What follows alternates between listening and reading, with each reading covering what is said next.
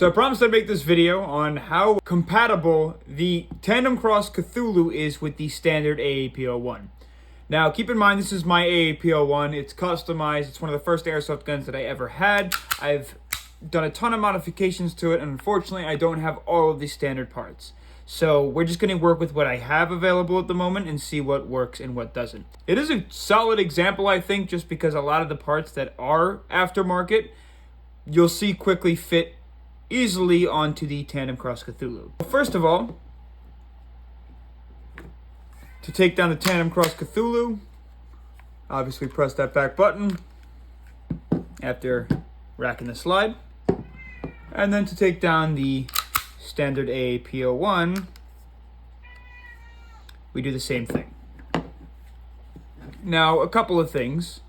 Keep in mind, looking at the inside of the Tandemkross Cthulhu, the inside grip, sorry, that's my cat, and the grip of the AAP01, they will look, like I said, similar because they are pretty dang compatible, with the exception of a couple different things. The walls on the outside of the grip on the Tandemkross Cthulhu ride much higher than the walls on the AAP01, which are flush to the replica. Now, in most cases that I'm aware of, the risen walls don't pose a problem. The only thing is the risen walls come up a little bit higher on the flat pieces of the upper receiver. So as long as you don't have an upper receiver that is super misshapen, it should work all right. You will notice the Tandemkross Cthulhu comes with a couple extra bells and whistles, such as a safety in the rear and a slightly different bolt release, whereas the standard AAP01's safety would usually be in the front, and the bolt release is right over here. The bolt release is exactly the same as the one on the standard AAP01, except it doesn't have these wings, and in order to connect to the bolt release that falls inside of the grip panel, there's a small screw, I don't know if you can see it there, that's just driven into the bolt release, and that's really all there is to it. As for all of the other parts, the trigger housing, the trigger bar are all the same, standard AAP01 spec. The hammer as well is standard AAP01 spec. Now, if you remember correctly, the standard AAP01 hammer is weak. It breaks very frequently for a lot of players. I believe the AAP01C, I think it is, the newer model, the shorter model they made, has a stronger hammer. I don't know what the strength of the hammer is in the Tandemkross Cthulhu. If the hammer is stronger, that's huge. If not, well, obviously, time will tell. So I just want to go through and show you a couple things with a small magnet. So right now, the hammer housing is not steel. The hammer itself is not steel. This is an upgraded hammer, keep in mind, so steel doesn't always mean better. The full auto sear is not steel. However, the pins inside of them are. My trigger bar is steel because it is the upgraded one. The trigger bar on the Tandemkross Cthulhu is not steel. The bolt release is on the Tandemkross Cthulhu and is on the AAP01. Even with the upgraded trigger housing, it is not steel. All of the extra bells and whistles are all just a machined aluminum, as well as the trigger. And as you'd assume, all of these screws and, as I said, pins are steel. However, the ones on the AAP01, even after upgraded, are not steel. Disclaimer, by the way, steel doesn't always mean better. You more than anything want consistent parts. If you have something that's steel rubbing on something that's aluminum or pot metal, it's going to start to wear at the aluminum or pot metal quicker.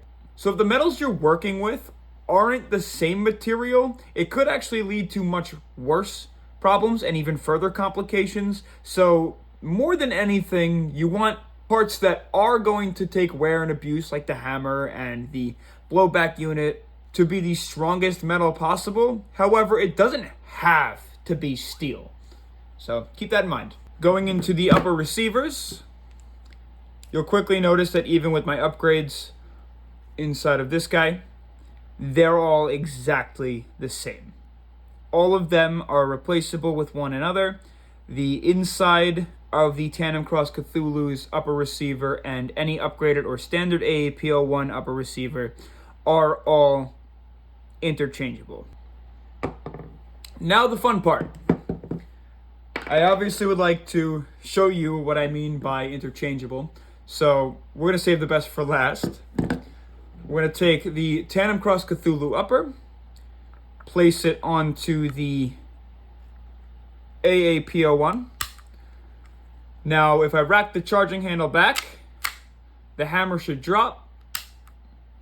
Now, if I hold the trigger and rack the charging handle back, and then release the trigger, we should hear a nice trigger reset.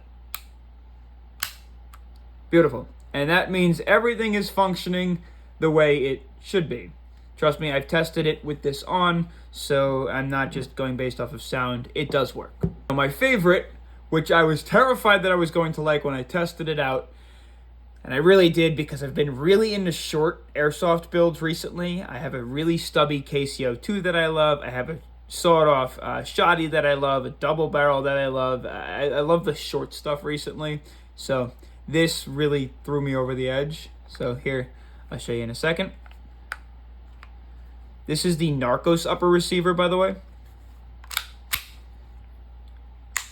Hammer drops, hold the trigger, hammer reset, hammer drops.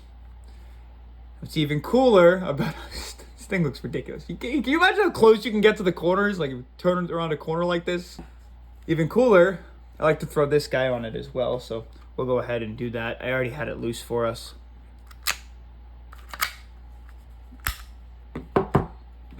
And then we'll go ahead and throw this guy on. And then you'll notice that the Tandemkross Cthulhu lower half works with the Narcos custom upper receiver.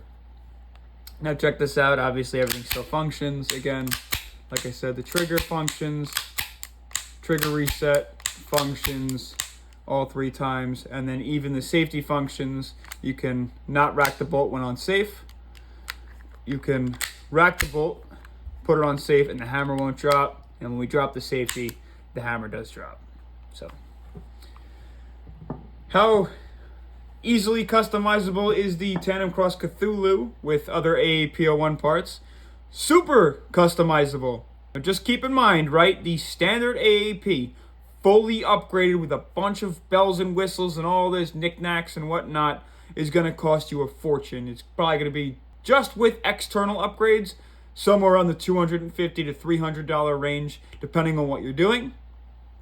And then if you get into the internals and you want to even get some of the upgrade parts that aren't necessary, like the trigger box and whatnot, it's just going to get even more expensive. Yeah, I've seen people put $600, $700, $800 into an AAP01. So keep in mind, right, the Tandemkross Cthulhu, as is, with all of the bells and whistles on the bottom, the charging handle, and the upper receiver, are only about $150 before shipping.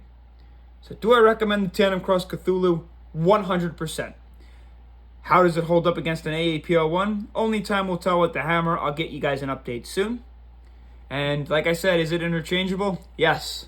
And you can build some absolutely ridiculous monsters just like this.